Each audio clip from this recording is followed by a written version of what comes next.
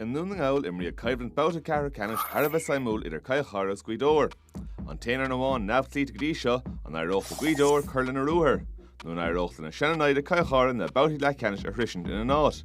Tá más macatír a haman trátrachta. Se fiechan tú bhfuil spás á gáilta stígal lár bíl begíirecht ar Buaicphointí dul stachan sa le cór na gaotha cansan na fiechan go húnta ar fad cór na gaotha an sosa chéad le ag Kilcar be se bheitsúil cúpla scór mór a chur suas I dul stach sa darna le begíirecht eile ar Buaicphointí saach agus brog mór cur leis an Gaoth na bádóir a fiechan suas ar an líor hótsan an cór na gaotha gan dáta ag Kilcar a seachún ít nó arcáin dul chun tusig an féidir le siút scór a gáil cúpla cos céim guithin sunnaige ach leis a chétóig Ní hála ráirtaigh is dul chun tusig an son féidir le siút scór a gáilt hás bí sa beag spás an is a gáilt a feartha gimmert sí sa chúna sin óin de borca agus Harris an Grasnáil agus Gweedore teachta seach sa chléil sa go mór nis.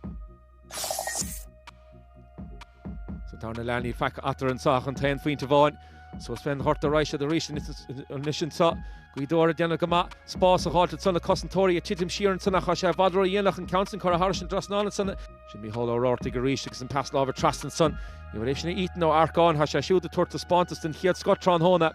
a rilevan táiste fósan úsáidan sa Stephen McBrearty ó bhad amach na parca sa tíidir sé seo garras ige méle bháda ha sé fachtas tigad son cé has tigad son ach Paddy McBrearty an ferdain séireach a gcónaí hósan sa hanú na gáil agus há bádan is fachtaige de Kilcar sa an me sé sin cinúnach cíimiid cad a hitig amach sa chléthe sa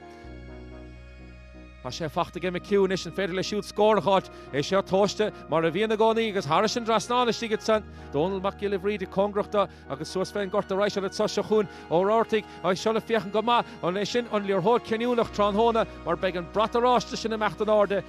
a seansaige Kilcar a scór a gáilt sa Náda sédí agan is le héna de caiisiad an líorthód sa inis a chahabhaisteach a méle bháda bheith fá cuiineh Ryan McEwen féidir leis dríocht éigeantí dhéanamh sa scuile sé fé éireacht an san ach ciúis na bráige tá counsan imithe ar fóraí agus sinné an seans dearnach an sa mar an cluthe buirtin sa go Gweedore héna de le náda sédíag.